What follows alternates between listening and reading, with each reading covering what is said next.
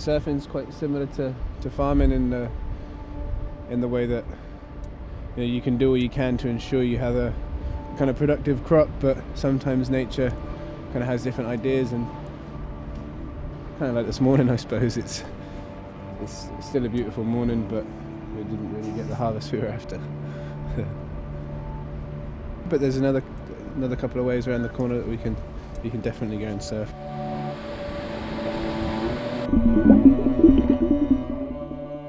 I dreamt of being a surfer originally and dreamed of surfing around the world, and I did. Got sponsored and paid to go ride waves, which is an amazing time, an amazing privilege to be able to do it.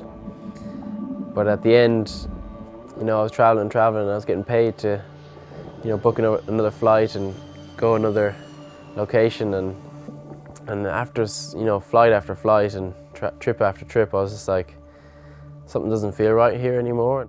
Like, there was a point in my life where I took 28 international flights in a year. I suppose we've been lucky enough to have been travelling and realised that it's not what we want to do too much anymore.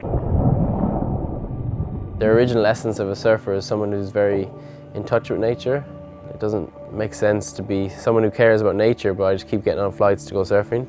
I'm not really doing anything else other than that.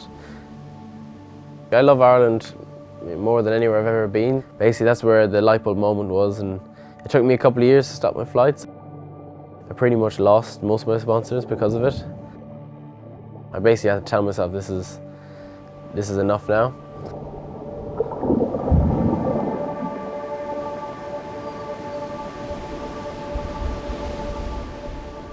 That bulb you're holding there, that's a lovely bulb. Yeah, it's a good one. So every clove is going to be the gene of that bulb. Ah, yeah. So you're going to get the same genetics as that one. Yep. It takes years to get a lovely type of garlic.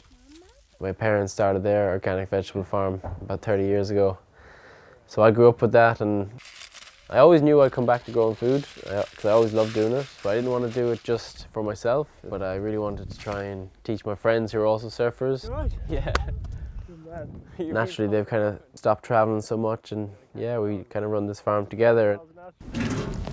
I'd never planted anything or a tree or any kind of food, and had absolutely no idea how to feed myself. It dawned on me that maybe I should come back and plant some more trees and do my bit. Into the other drain. We've been lucky enough to get a piece of land that we can plant thousands of trees on and feed lots of people really organic food, It's definitely hard work, but we enjoy it. We absolutely love it to bits. I think there's a real connection to surfers wanting to do something for the environment, but there's not really many outlets for surfers to do that. Our goal is to make farming attractive to young people and get more young farmers. That's what the world needs. It's a really nice feeling seeing like 10, 15 people out in the field working together, all by hand. Sitting down with your neighbours and a bunch of friends, having big lunches and getting loads of work done. As a surfer, you generally have a lot of free time. I mean, farming's perfect because when you're not surfing, you can come and you work together, and then when there's waves, you can, as long as there's not really pressing jobs, you can go for a surf. So yeah, this is what makes it all work. All the work possible is you can look down there, see if there's any waves. And if there is, you can go, oh, let's go.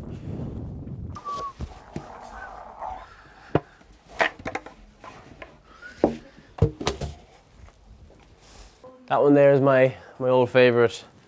I rode it for about 4 years, and I've brought it all over the world and try and keep it in one piece.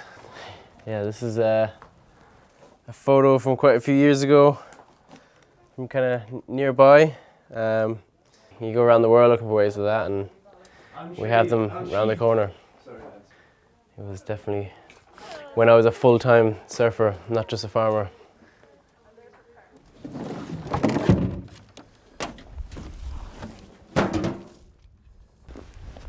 We're told that there's 60 harvests left before the world gives up on us.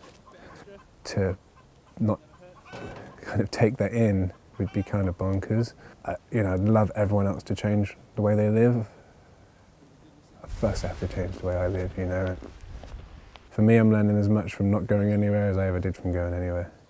Yeah, it's been a pretty cool journey not leaving.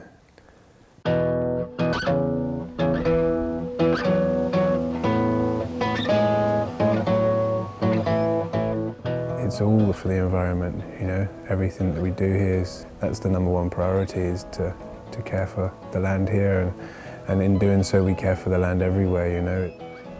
We're at a time in history that we can't just bury our head in the sand anymore. You know, we're the generation that can be doing something about it. We're old enough and young enough to think for ourselves and do something.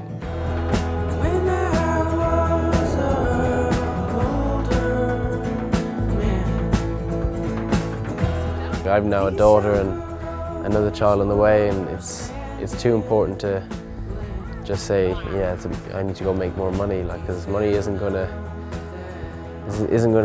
make our kids' future brighter. It's having clean air and water and good food and a strong community, and those are the real values that we all actually look for. The farm, the whole reason I stay here is because, yeah, I suppose we created it. Yeah, it's hard to walk away from anything that you created.